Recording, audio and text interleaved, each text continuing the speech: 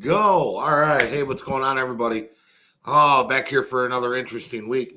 That's for sure. Today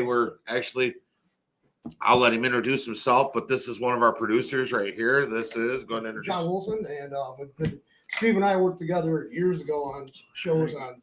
And we started doing Studio podcast. yeah. Yes, Studio 1714. We actually did a podcast way before podcast was even popular. Yeah. Like we were really ahead of I think we were too far ahead of the trend at that time. We knew all the major players when it was on YouTube. All the major players on YouTube. We knew all the players on that. Yeah, all the beginning guys, like in the very beginning of YouTube. Yes, we are older than YouTube, so. And obviously, I'm not Mackenzie. So. No, Mackenzie's. She just had surgery yesterday, so it's a little bit rough. So, but today's show is actually something happened this week that really just fucking stuck me in my asshole, and I wasn't happy about it. I was pissed. I was, it burned my ass, and I want to know. All right, so I'm going to hit you with it. Okay. All right, there's a restaurant in Port Huron. Okay. That they just made a post in do you read MLive? Sometimes, yeah. Somebody brings something to my attention. Okay, yeah. So they just had an article in MLive about this restaurant in Port Huron, and no, I'm not going to name their name because I'm not even going to give them the advantage of any kind of advertisement. Fuck this lady. She thinks it's okay to charge people a $50 fee for unruly children or unruly adults in her establishment. And she also stated within that, she said that when she notices people of special needs that will come into her restaurant, she will go put reserved labels on empty tables and discourage them from eating in her establishment. Wow, I mean, she's shooting herself in the foot. I mean, like my grandparents own a restaurant. They want to bring as many people in as possible. You don't eliminate your client base, or potential client base. It's straight discrimination. Right. Oh yeah. Oh no. That's but in Michigan, we're a right to serve state, so you have the right to serve anybody who you choose, their foods, and so on and so forth. So it kind of chapped my ass a little bit, and it made me start to go down a very dirty rabbit hole. And not just the rabbit hole that I went down. So as I was reading this article, the comments that were in this article were just really disgusting. Really disgusting. I mean, really horrible. Anybody that has that is handicapped or has special needs or has children that are special needs or family members that are special needs, please don't go and look the article up because you're going to get your feelings hurt. Like they were that mean to comments. Like it made me cry. It hurt my feelings to think that this is what people really think. So it made me start to do research of, I want to see if you can do something for me with other than what we just researched. Okay. Name a business anywhere in the United States, that's designed just for special needs. Or for handicapped people. I'm drawing a blank. I mean, other than things, a business designed to like wheelchairs and some restraints and special clothing. No, I don't know any kind of business where you do want to go to as a family or because there is no special needs restaurant.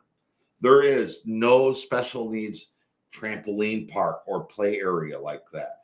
There is no special needs water pad.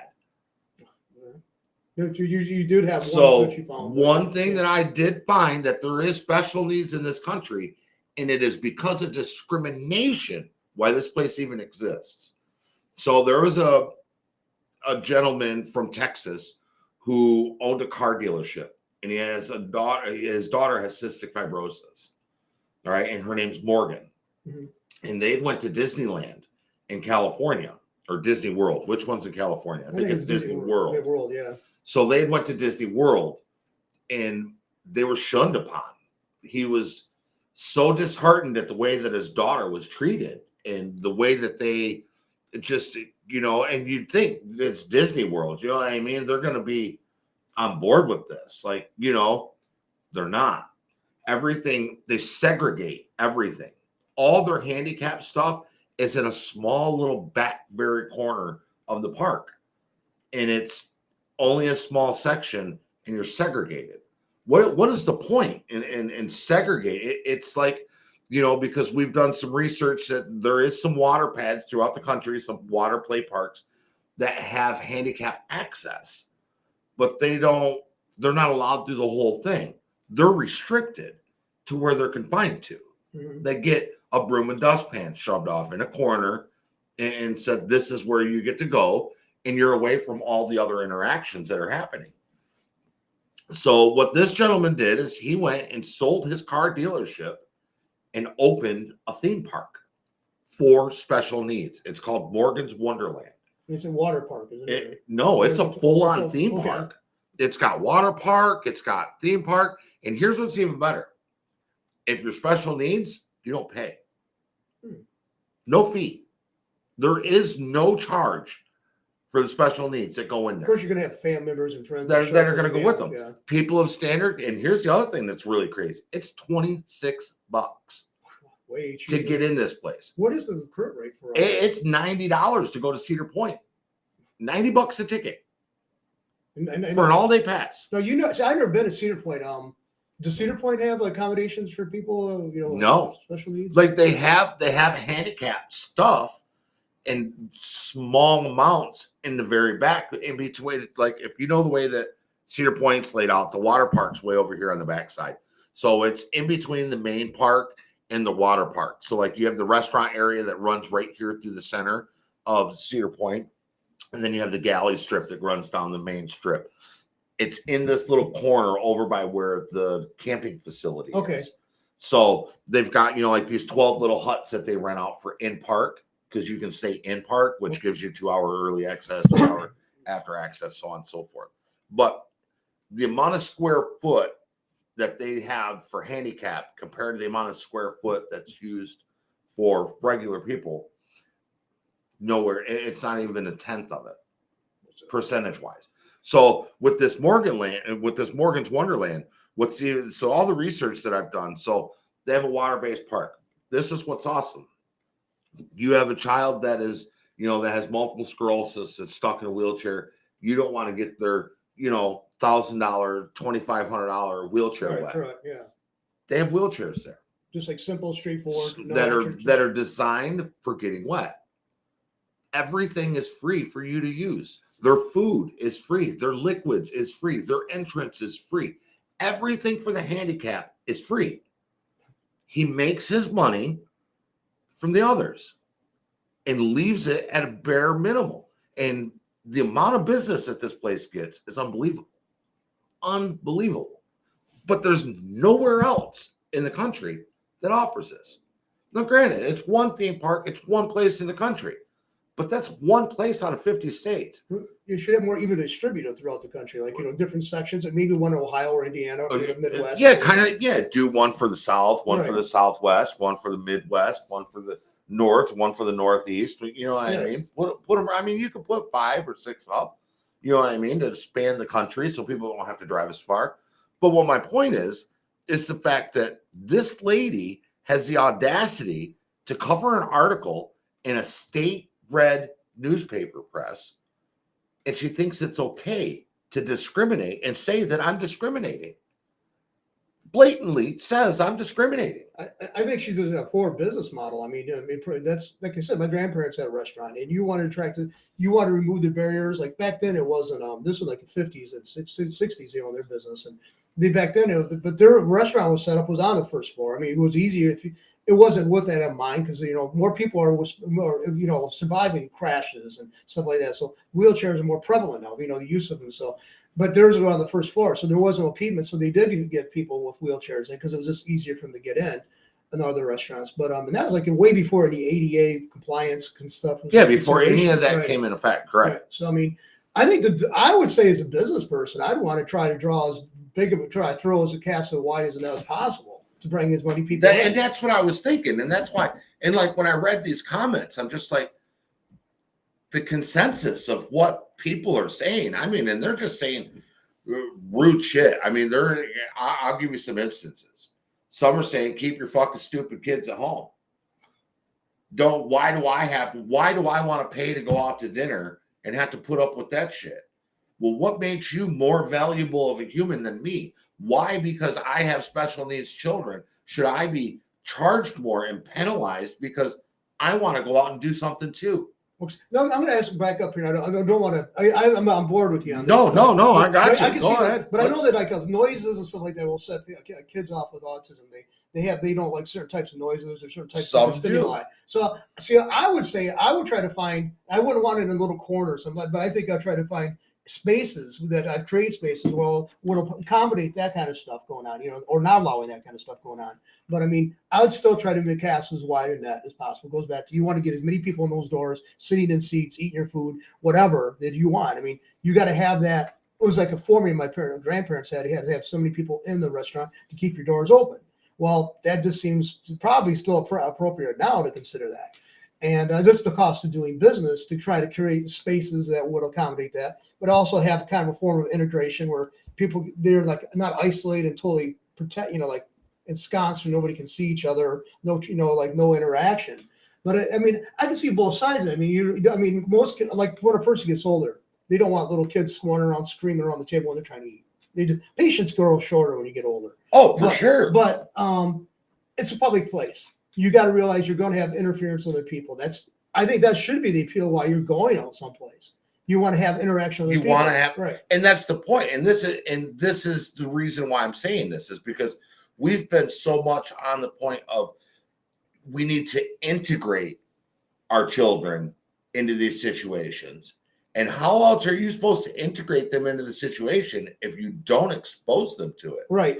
And when I do expose them to it, why should I have to pay a $50 fee because my child sometimes might decide to go bing, bang, pop, or is, taps the wall with his foot consistently, or that like Loki, to constantly blessing everything. He loves his fucking right hand and he blesses everything, But why should I have to? Why should I be penalized because I have children, especially? I'm already penalized enough if you want to look at it that way. If you're trying to look at it that way, and then you want to look at your glass as half empty, which I'm not a guy that does that. But if that's how you want to look at your glass, then I'm already fucking shot in the foot. Well, see, the thing is, I've often wondered about that because, there's a family who used to live down the street from where we're at now. We live next door to us, or 2 doors down from us. They had a girl back then. They used the term mentally retarded. She was like in her 30s and she had the mentality of a 4 or 5 year old. And so they had certain things they couldn't. Back then it was even more restricted what she could do. And they had to accommodate that. They had to change their lifestyles, and they didn't get as much out as much as the average family did. Person would have. I might get 2, maybe 3 outings a year. Yeah, so they could with the wife, right? 1, maybe 2 with the family. No, you had to get together. Was it earlier this summer that you had to get together at a local park? And the Mother's Day. I do a Mother's Day cookout. Right. I have for the last 22 years. And so you had a lot of people. Well, all the people there are totally like. Well, they're all friends of yours. They're all friends members. And family, right. And plus it's friends of ours that have other autistic children. Right. So while you're there, there's 15, 20 autistic kids running around together. And you've seen the environment. It was actually very, it's laid back. Well, it's not. Well, Steve Myers and I were talking about, he goes, I don't see where you're talking about your 2 sons. He goes, I don't see where they're any different, much different than any other kid I've run into at a restaurant or anything else. He said, they're polite. They listen to their parents. So you and Mackenzie have done a stellar job doing that. Integrating that far. And, I didn't see much difference there. I get it too, because a lot of parents, don't put forth. I don't want to say the effort. I think dedication is more. We're dedicated to making sure that we don't treat our children as special children. They are a child. Right. It doesn't matter if they're an autistic child. They are children. Period. All children. It doesn't matter. When it comes down to something, it comes down to all kids. It's the same thing like with the being chipped. I'm not just worried about one child or my child or autistic children. I'm worried about all children. I think this microchipping is something that you could put a halt, an absolute halt to child abductions. Kidnapping. There's the loss of dementia patients, the loss of the of elderly that that have what is it? There's dementia, there's Alzheimer's. There's another one too where they just get so forgetful Francis that they don't even know where they're at. But I believe these chips are, what I mean? So that's my dedication, like with the microchipping is it's not just one person or my children. It took me having special needs kids to see this side of the block. Now, I'm not going to lie. I used to be that left-wing person that was like, what the fuck? Why should I have to put up with that? But now that I have the kid with special needs, I see how rude of an asshole I was then. And I vowed to change myself because of that, because that's not fair. And it's not fair to them parents. It's not fair to them children. And it's not fair to the people around them.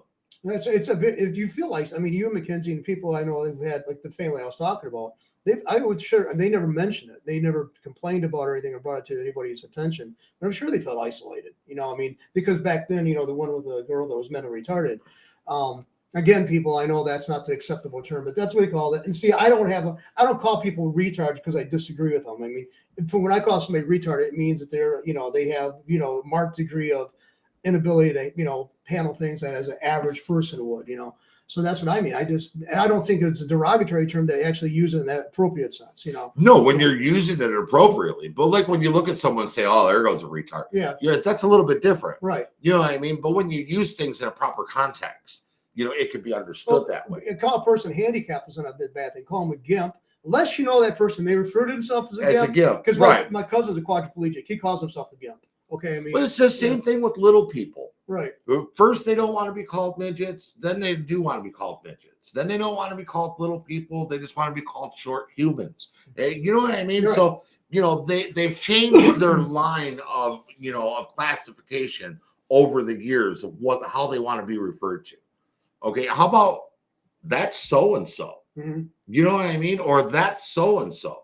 No, not the midget. No. You know what I mean? Right. Like that's, and I'm not trying to offend anybody. Please, I understand the generations are very fucking sensitive nowadays.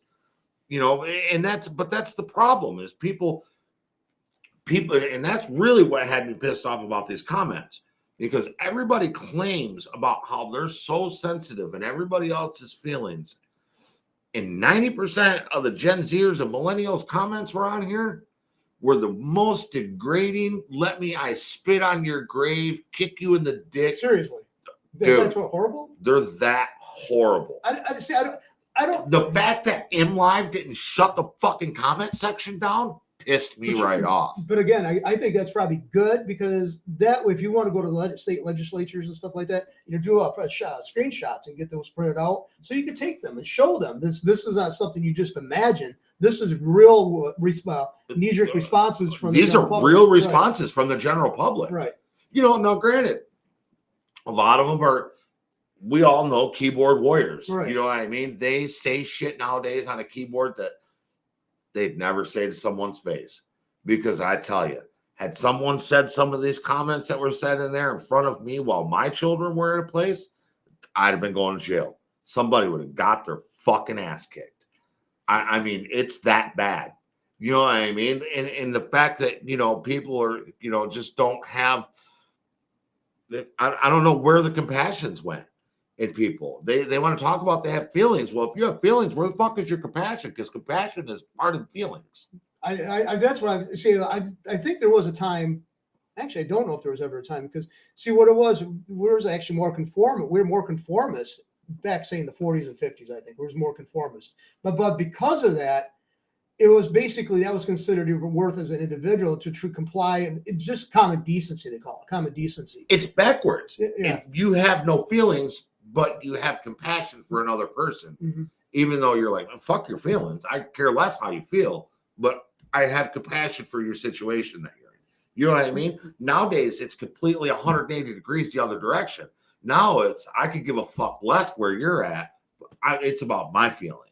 So I'm going to step out here because I know you and I probably disagree, but I think basically I think it should be more compassion. I think people should act like more what a Christian is supposed to act like. To tell to be compassionate, to be understanding, to reach out to the people who are less advantaged as you are. I mean, and let's face it, everybody's on a spectrum of that. You know, where you and I. Oh, absolutely. Yeah, we're all like, everybody's screwed up in their own way.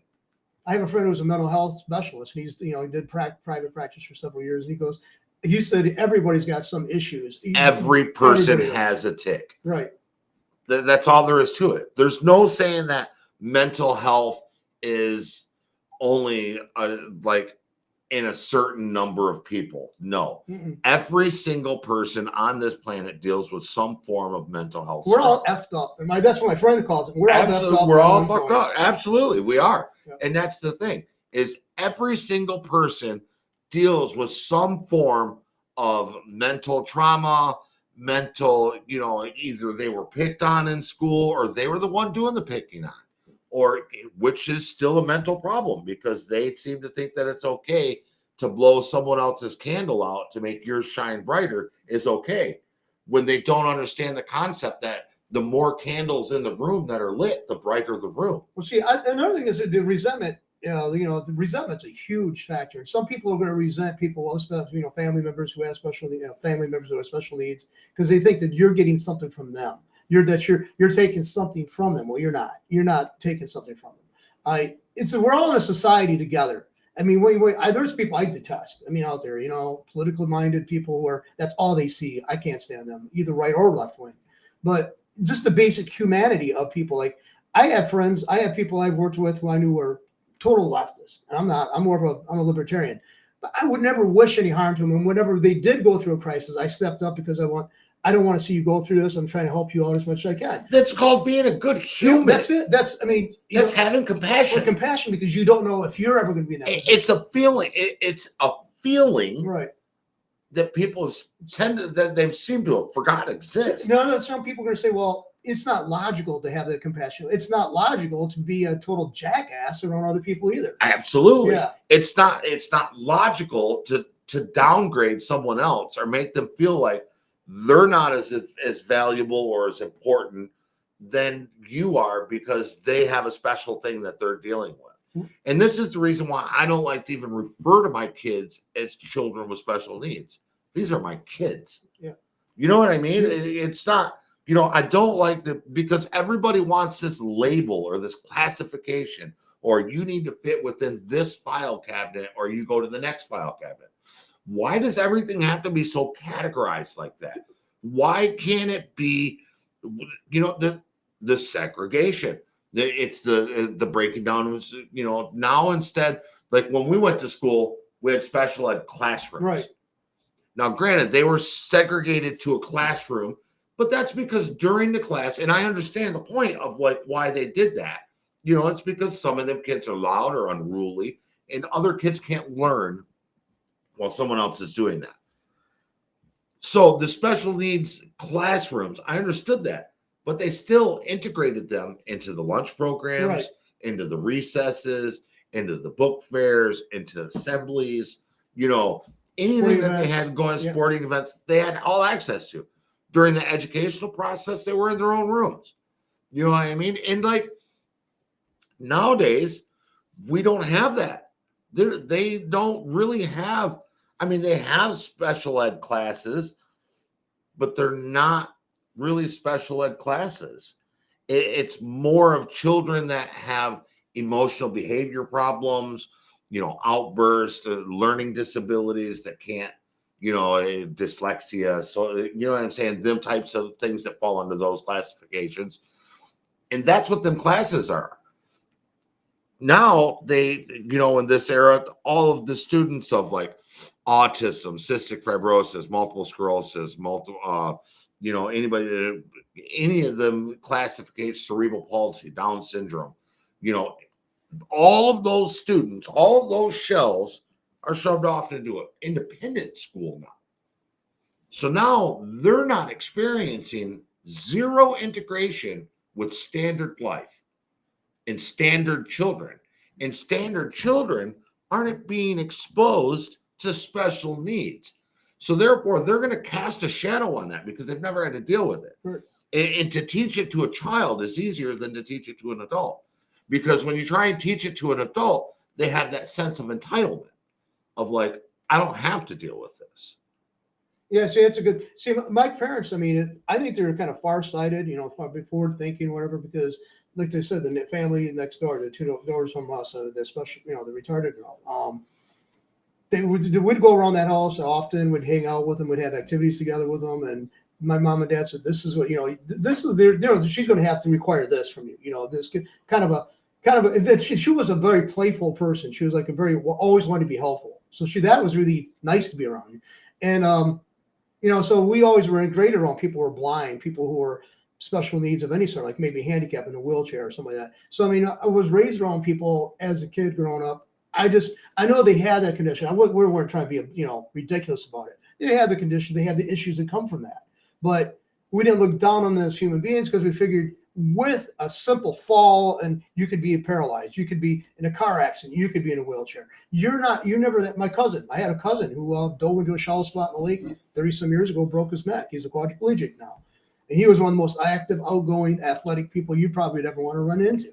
So, I mean, all over making a bad decision to dive into a shallow lake. Right. So, I mean, you never know. You have to. I think that's a part of life is you got to deal with the possibilities of people having debilitating things happen to them, and you also are potentially in the same boat. And I mean, that's you. That's the thing about like legal things. I rail against what cops do, abusive to people and stuff. And some say, well, you don't understand why are you going about this? Because everybody could be a possible victim of injustice, and that's how you got that. You got to see things. You got to speak out because if you don't, it could happen to you. Well, and that's like if you watch the videos, like that's the reason why we have these auditors that go out and do audit the audit and cop block and Long Island audit. And I mean, there's about 10 of them that are really good that I like to watch. And they're not about everybody, like when you read them comments, everybody's like, oh, you're just looking for attention. You're just this, you're just that. No, what they're not understanding is that cop feels that that's standard and that's okay. When no, that's not standard. That's not okay. And you're violating people's human rights, right? Let alone your constitutional rights. The Bill of Rights is actually an enshrinement of the human rights. That is and that was so forward thinking on our founders' behalf. I mean, they were creating a situation where none of it ever existed before. Other cultures, you had a king over you had no chance of challenging their power. Right. You're going to be brutally murdered and butchered. We're going back to that now.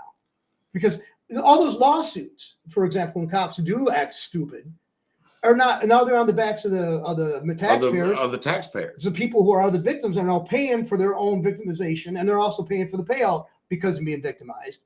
And it's guaranteed there's not going to be any reform of the cops yet because they're untouchable. They love that position. They need to take away qualified immunity. Period. Well, down the board. See, I think there's got to be a crossover point where you forfeited the qualified immunity. I mean, I don't think you should have and I'm saying this because I really generally have an issue with cops. Okay, but I'm bringing this all together because it's treatment of others, and I've always thought people mock me because I have a background in philosophy, but I think there's all this stuff that's happening to this world now, the war in Israel, all the other wars. Those are human-generated problems that can be stopped by human behavior changing. Correct. All right. Which is the same issues that we're dealing with, with the special needs. It's not just special needs. It's humans in general. It's the ability to be able to step back and have compassion and try and be acknowledged of the situation of what's in front of you and how to handle it properly. And this is the reason why I say it needs to start at an educational level, at grade educational level, the beginning of school. Because if you don't start at the beginning, when they get older, they're going to have that entitlement, and that's going to be set. And they're not going to believe that there's any kind of discharge or deviation from their process of what they see happen in front of them. It's no different than, they say, children of alcoholics are 83% more at risk of becoming alcoholic because it's a learned behavior of seeing that constantly happen. Cigarettes, drug use, you go down the board. Parents that drink Mountain Dew all their life, their children have, a higher percentage of they're going to drink Mountain Dew because that's what they, we're creatures of habit. You know what I mean? And that's what we're known for, So that's where the phrase monkey see, monkey do comes from. I mean, that's what it's about. Well, the big point is I grew up, my family drank pop or soda, whatever, all the time for every meal. And I'd go to people's houses, they'd drink water or coffee or milk. And I thought that was bizarre, because for one thing, I don't think milk is a good mixer for a lot of foods like you would have for dinner, maybe for breakfast. That was my mindset. It's like cereal, toast, whatever, milk. Okay, but not, roast beef and corn. No, I don't want to drink milk with that. Water maybe, or tea, but to me it was almost like pop was like a necessity, and I mean I know now it isn't. I could stay away from it for a few dinners, but I still got to have one at least a day. But that's the point. See, but that's where the creature of habit, the monkey see, monkey do. So what you find of normal is normal, and when you have parents that act the way that they commented on this thread, what worries me is the fact are them parents? So if that's their true feelings and they feel the desire to put that energy forth into the environment, what are they teaching their kids? That's a valid point. I mean, it's like, okay, we combat racism. So as long as you got this one checklist, you don't say anything derogatory to people of other races. But now neither one. I mean, let's face it. In your children's instance, they didn't have anything to do with their creation or what happened in the process, of them being born or whatever, and they have nothing to do with their DNA or whatever. So you can't be a racist, but you can be a bigot towards people with disabilities or something like that. That's racist. It's a form of, well, I wouldn't say racism is actually a broad term, too much to broaden in a way. Racism probably should be dealt with people who just have definitively discernible physical characteristics that makes them seem different than other people around them. But bigotry is bigotry, and it's a form of bigotry. So it's more. I think that's a more appropriate label. It's a bigotry. It's a form of bigotry. Bigotry is still racism, though. Well, see, racism typically, like I said, that's usually like white, black, Asian. When I hear the word racism, that's where I usually see that coach in that. See, but that's the problem. But it's a sense of superiority. There you go. Yeah, sense of superiority. There you go. So it's a learned action.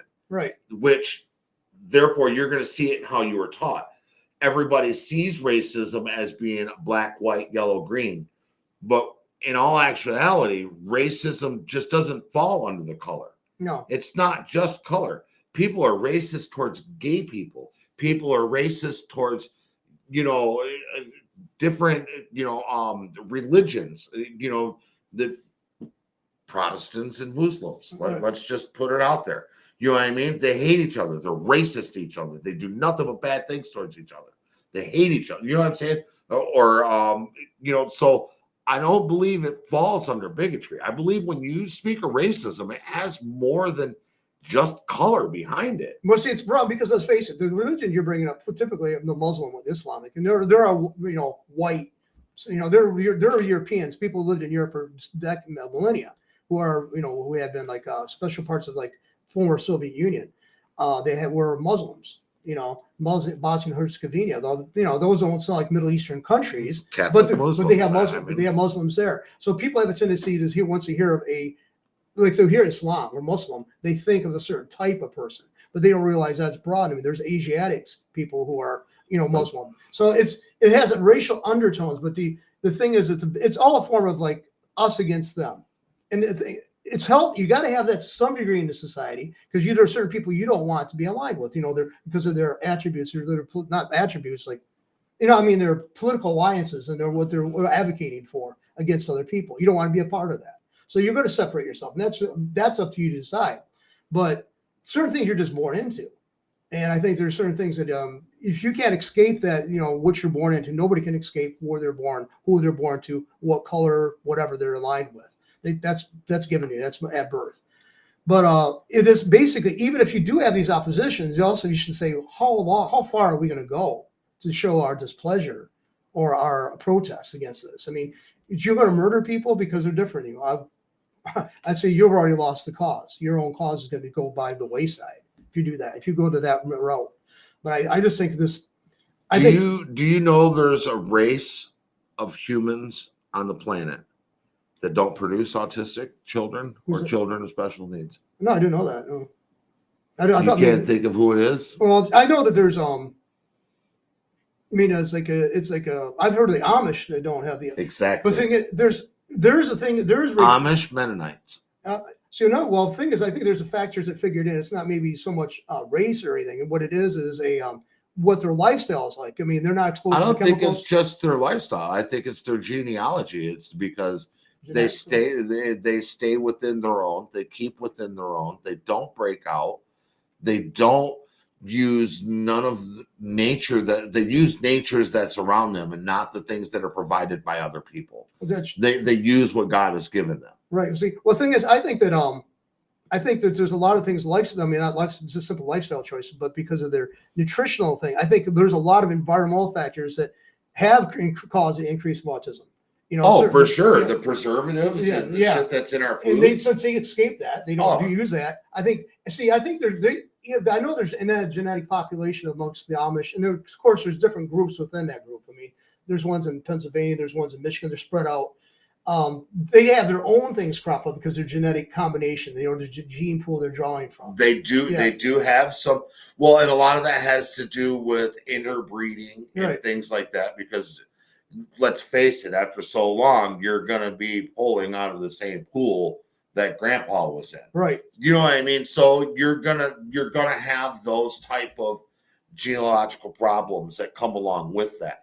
But when it comes down to like with health, like, you know, they don't have the problem with COVID, polio, Black Plague. Like they didn't have those issues. They weren't involved in those issues.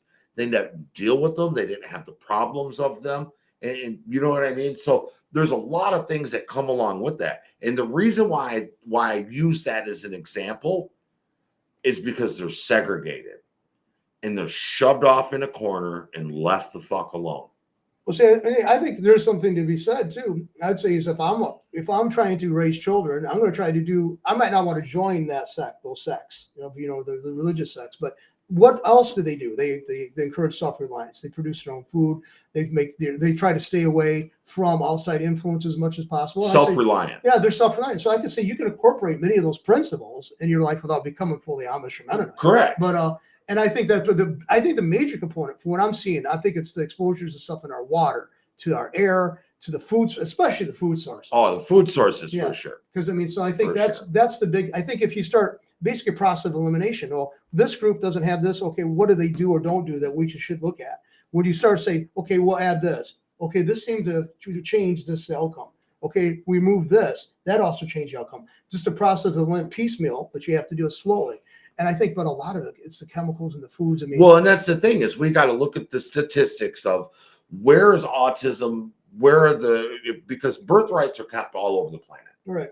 Birth records are everywhere. So why not compile that as all them statistics, and figure out where the hot spots are. And then you have to find the common thing that them hot spots have in common. Yeah, that's exactly right. You see, in Europe, okay, the Europeans don't allow all the additives that we allow in our foods. But they allow a lot of the preservatives that we don't allow. Okay, see, they always try to make it sound like it's always better on the other side of the pond, but there's certain, they still have a lot of the same issues that we have. That's what I was going to ask, because you obviously study this more, I was going to say with the rates of autism, is that about they're not as high as ours, but they're the second highest. And the only ones after them is Australia. Mm-hmm. So they don't have a problem with autism in Asia.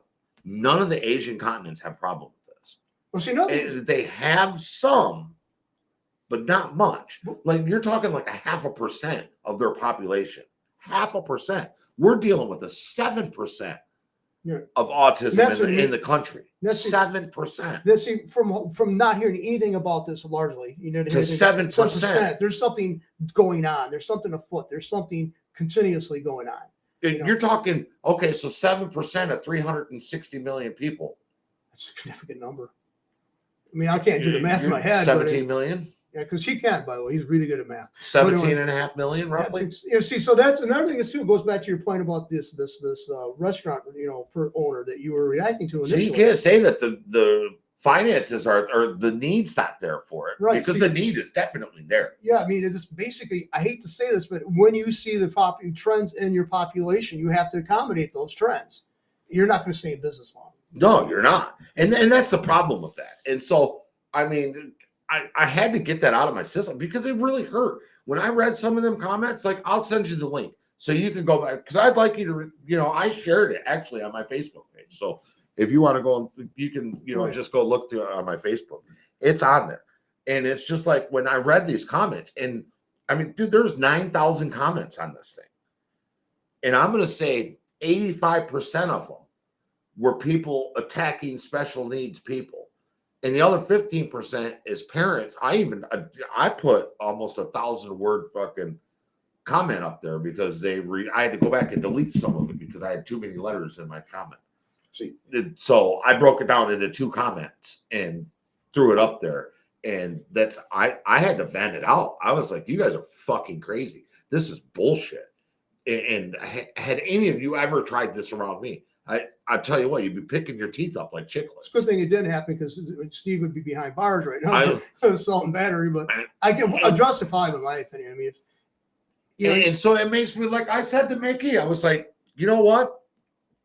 We need to find an investor and just open a special needs restaurant. That's because you have a background in restaurant too. Yes, I do. You're like 30, you're in your 40s, and you've had probably 30 years experience in it. 30 years experience roughly in the restaurant. Yeah, so I mean, that might be the option. I mean, and another thing is too, even if you're going to draw from a bigger crowd than just the people with children with autism or special needs, because now people are more compassionate. We're going to say, yeah, I'm going to go to this restaurant because they do have this. They do try to meet these needs. So I think it'd be a great, right there would be your marketing scheme, right there. Oh yeah, and the concept that I have for it, behind it, which I'm sorry, I'm not going to talk about it aloud on the podcast because I've had some ideas stolen from me in the past, and I just, I mean, steal away if you feel you need to steal away. I know where it came from because there ain't none in the country, none, right? None, not a single fucking place, and that needs to change. Well, see, now if they do that. Could you imagine if you got this model going and it's doing well, then you can actually start offering a franchise. Format that out for other people to use to give the ability, because here's the thing, how hard, okay, we as parents of children with special needs have a hard time even finding a respite worker or a babysitter just so the parents can go out and have dinner themselves. So you're forced to take your kids if you want to go and do that or go have a night out. But also you want your children to be able to experience that, and you want to integrate them into life. You can't teach them life lessons about how to act around other people when you don't put them around other people. You got to basically, a rubber got to meet the road. It's right. And you got people kicking you, over making that decision, thinking that they're more important than you are. Well, what makes you more important than me? Your time is no more valuable than my time. You're not going to get it back. I'm not going to get it back. It's the one thing in life none of us get back. You don't get time back. Every tick that ticks, it's the past. See, that's the thing is, I mean, I know you've had different types of employment and stuff like that. It's a good point there. I mean, you never get your time back, and you have this passion for this, because you are connected to what the issues are. So I would encourage you to actually try to start the restaurant idea. Because again, you're not going to ever get your time back. Why don't you do something, spend it where you think it's going to be most effective, have most impact, and something you personally have a vested interest in. I think that's what I would encourage that. Because your background in restaurant, I mean, you know how to run a restaurant. You've been around it. I know it from A to Z. And the only thing in the marketing is already taken care of. Oh yeah, just to create a fund. So people, if you're like a banker, you like this idea, contact Steve. But I mean, I think that's the best bet, because I mean, could you imagine now you have this running and people want to emulate it? And now people are, once you get it up and prove, what do they call that? What is that called when you set up the first model and it proves? What do they? They have a special word that they call that. The prototype, or yeah. When your prototype comes out of the press, you know what I mean, and your business model. When you build your business model and you put it forth and it shows profitable, now people are going to want to emulate, like you're saying, people are going to want to emulate that idea. because they see that business model actually works. Well, see, let's face it. I mean, the success of McDonald's, we were to go to McDonald's, we order stuff. We don't think, and we roll our eyes if somebody thinks that it tries to break it down and say, God, this is a remarkable setup. But guess what? Where you see it now operating, it took a lot of trial and error to get it to that point. A lot of people were burned financially. They had setbacks. They were coming forward now. This model, we finally got this clear and free. Finally got it to work. And so guess what? You're paying for that franchise, but because you're coming in. You don't see the blood, sweat, tears, and agony. You're just buying into the model that you see of what's working today. Right. You don't know about the 12 models before that went south and lost millions of dollars. Like, you know what I mean, or whatever. Well, look for Formula 409. Look at all the ones leading up to 409. Right. Yeah, WD-40. That was the 40th attempt. WD-40 was the water displacement batch number 40. Yeah, I'm surprised you know. Yeah. Man. So see, that's marketing then. Right? With knowers of useless information. Boy, let me tell you. Do you know what WD-40 was created for? Yeah, actually it was for military, wasn't it? The cones on satellites, the rockets that took satellites up. It was they sprayed it on there, and it was to stop water displacement, to stop water and ice crystals from gaining on the top of the cone of the rockets as it left the atmosphere, because it would cause it to wobble and crash with the ice buildup. Okay, so I didn't know so that they would spray. They'd spray WD-40 on the top of these rockets before they launched them, and it would stop the water droplets, the humidity as it's going out of the atmosphere from collecting on the cone of the rocket. See, I know that there's a military, and that would have been back in the Cold War era, because it's outside late 40s. Yeah, so that would have been the military use of that. Probably the first users of that. I think they were the first users of it. Same thing with silly putty. Silly putty is military construction gone wrong too. There's so many things that were started and actually they weren't the original intention. Like minoxidil was actually supposed to be a blood pressure medicine. Then they found out people were starting to get hair, and so they started using it for hair growth. There you go, grow some hair. So I mean, also sticky notes. That was just the adhesive they used as a failure, but people at the office started using it, and they said use pads to stick notes up and stuff. And they said they started getting the idea, and they approached people like, why don't we sell these things? Post-its. Well, guess what? They didn't want to do it initially. So they set up they made them on their own. The employees initiated this. They printed those things up. This is a story I heard. They made those things up themselves, and they sent shrink wrapped them, and they sent them as a thank you gift for 3M. When they had an order that was purchased, and they're sending out a big shipment. They thank you and try these out. The compliments of 3M. Look at what it went. Everybody's got sticky notes. It's everywhere. Yeah, so I mean everywhere. So I mean that's the story I heard. So if anybody has a correction to that, but that's my story I heard back when it was on. Wow, that was a really good conversation. So anyway, we're gonna call it at that. Yeah. Like I said, if you guys post your comments, let's hear what you guys think. Like I said, this shit needs to stop. Right. Well, that's another thing too. I mean, it gives you. Like they always say, the Chinese or the Japanese or whatever don't have a word for the word for crisis, and the word for opportunity is the same word. And it's almost like a crisis. I mean, a crisis is an opportunity, right? Exactly. And an opportunity can be a crisis, right? So I kind of understand like that philosophy of thinking of like but that's the problem. People aren't open-minded enough. They're so close-minded, and they get them fucking blinders on. And they're just like a horse chasing the rabbit around the fucking Kentucky Derby. And I mean, we need to free this planet of blinders. We need to free this planet of fucking my glass is half full. My glass is half empty. No, motherfucker, your glass has a hole in the bottom of it, and it's constantly empty. And when you're putting shit in it, the more you put in it, the more comes out. You only get, it's like a farm. It's like, my mom used to say this all the time. Plant corn, get corn. Mm-hmm. You only get out of your crop what you put into your crop. Exactly. Crop is the same way as life. If you only put minimal effort into your life, you're only going to get minimal benefits from what you've put in. If you work hard, you're going to receive for working hard. Yeah, I that's I was always taught that as a child. I mean, from a kid, early on, they said if you want something, you really want it, you put all the everything aside and go for it. Of course, I've never really done that, but I mean, I was at least told I could do that. That's a good theory. Told we could do it. Sorry, Mom, Dad, I didn't do that. But anyway, I think we did bring up a lot of good points. So anyway.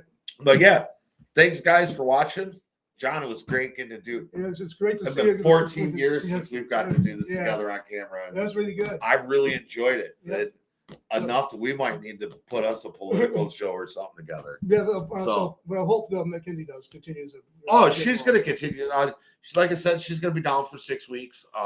She had a pretty big surgery, so it'll be me for the next 3 shows, just by myself. So I'll probably, if you want to do it, we can. We can put something together. Yeah, you're here, so we might as well just put it together, and we can do it, and and just move forward and keep doing what we're doing. And we're still, working towards getting all of our stuff taken care of. Like I said, this isn't anything that happens overnight. This is a 2 to 3 year process. Also, the good chance Steve Myers has got that link for people to donate to the roof. Oh yeah, so the donating for the roof. Yeah, because we definitely have some issues here at the studio we need to get fixed. Please, if you can't even donate to the High Five fundraiser, just pass it on.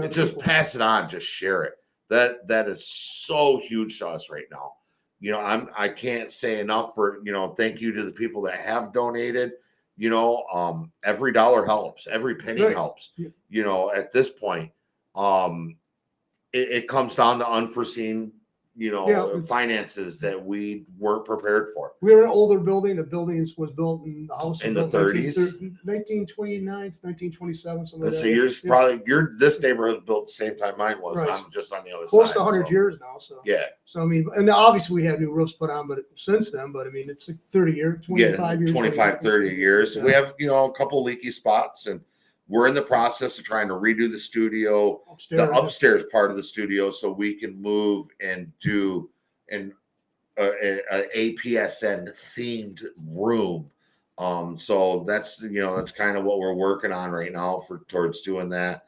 So please share the High Five fundraiser, and thank you guys for your time, and we'll see you in 2 weeks. Have a good one. Yeah. All right, sounds good. Do do do do boop boop. Yeah, well.